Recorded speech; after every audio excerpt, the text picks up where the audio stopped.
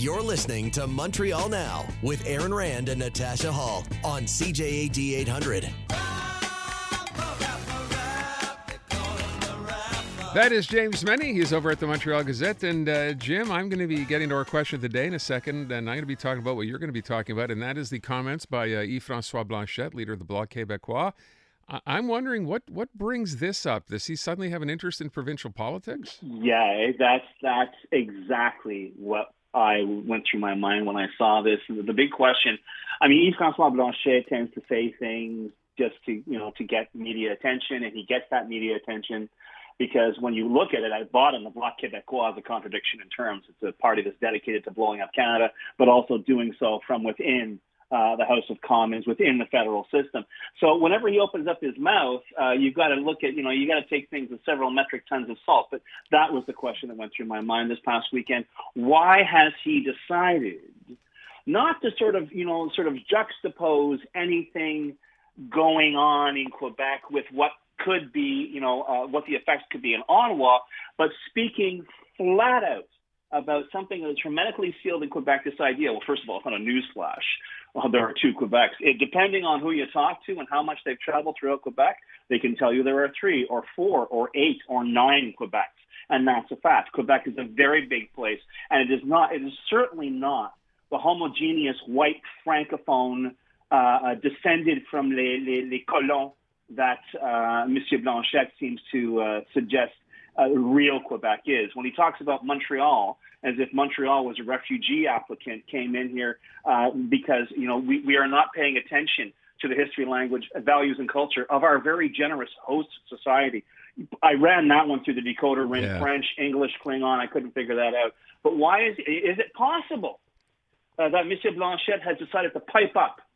Not because it's a year-end interview, because it wasn't, but simply because he can read a poll like anybody else. And it looks like the father of La Nation Québécois, the self-styled father of the self-styled Nation Québécois, François Legault, is headed to hell in a handbasket when it comes to the polls. Is it possible that Monsieur Blanchet is also looking, because let's face it, the Bloc Québécois has nothing been more than anything than the roadshow burlesque of the Parti Québécois. That's why it was created. It was just like a branch plant. Is it perhaps Monsieur Blanchet looking at what's happening federally, because the Bloc's numbers are pretty well stuck and may go down the next election, because a lot of people might turn around, as they do after a 5-year interval, saying, man, these guys don't do anything, and vote for the Conservatives rather than vote for the Liberals. But will he perhaps take an interest in provincial politics? What might he think there's a place for him in the Parti Québécois? Might he think there's a place for him in the Coalition Avenir Québec? All of it very, very interesting. But it's your question was my question. I think it's the same question a lot of people who follow Quebec politics were asking themselves when they saw this interview this past weekend. Why is this man piping up now? Well, we'll soon find out. I guess at the next poll. We'll find out perhaps when. I like to think, Aaron, there's somebody out there in the press corps up in Quebec City who the next time they see the premier is going to say, "What do you think of Monsieur Blanchet?" Agreed. Yeah, I think exactly the same thing. And watch him get red in the face. But the reality is that the divide is getting greater and greater between Montreal and the rest of Quebec. I think that is the absolute truth. I think you can find some exceptions to the rule, but I think Montreal is becoming more and more its own little, so many people are talking about Montreal becoming its own, not country, but province.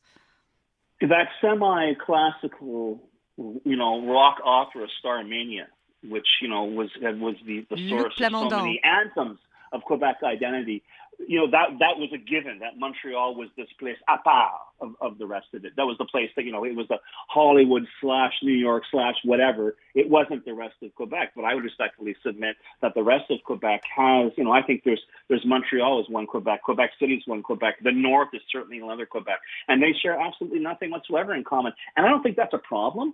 The idea that Monsieur Blanchet thinks everyone should look and sound and talk the same, because if not, you're not being grateful to your host society. I'm not entirely sure I'm comfortable with that point of view. No. But all that said, maybe it's time that Montreal got its credit. I have referred to it on this show for years now as Quebec's ATM. They hate Montreal. They think it's full of crime and full of people who don't look like them, but they'll take the money that Montreal makes. And I don't believe that statistic that I like to spout off, that half of this province's GDP is occurring within 30 minutes of where all of us are sitting. Mm-hmm. I still think that applies as well. So maybe you should think twice, Mr. Blanchet, as should any other politician, when you start talking about Montreal as if it's some kind of refugee claimant that's ungrateful. We're going to get to that in a sec, but let me get to this next story. We had someone on from one of the public sector unions still negotiating with the government. Mm-hmm. I know voting starts today. This is going to take a while, I guess, until we have an idea. You're suggesting this is a deal that's far from done still? Oh, listen, you're not hearing that much. I mean, there was this kind of idea that, and I think it was a collective thing around the holidays. Let's get this finished in time for New Year's. Let's move on, blah, blah, blah, blah, blah. The FEC, 80,000 nurses and other health professionals, not even close. I read that at least one of the 9 unions represented by the FAE, the teachers' unions, their executive has said they were not going to recommend that this offer be accepted. And that's what we know about. Don't get me wrong. I want this to work, okay? But it was all very, very sketchy. We heard, finally there was the leak, and they had to confess to what the monetary settlement was. But let's face it, these unions stake their moral reputations on work conditions and on making those conditions better for the education system and for the healthcare system. And quite frankly, if we come back, when the smoke clears and it's still status quo, it's going to be a real victory for François Legault in terms of credibility, because he can turn around and say, these guys talk a good game, but when push comes to shove, they'll just take the money and move on. Look, you'd have to think, it's always that idea, right? If you're getting at a press release to say we finally reached an agreement, people forget about it, and then you find out weeks later, finding out now, there's still a vote. There's still unions out there who aren't even close to reaching a deal, and yet we've kind of moved on. And how frustrating to hear, from the representative that we spoke to earlier today, that they like that deal. They gave in on almost all the clauses except for 6 of them, and now they're basically being ignored. So it tells me a lot about this government's, willingness to actually negotiate and give people a decent deal. And the other problem as well is, and that's sort of the devolution of my line of work. There used to be at one point in this province and across the country, people who were referred to as labor reporters who could give you the background. We want this to be simple. The last thing on earth that's simple is a labor negotiation, and even less so when it comes to a public sector labor negotiation. So anybody looking for, a nice pat ending to this, I don't want to disappoint you. It's not a spoiler alert. I hope it's going to work out.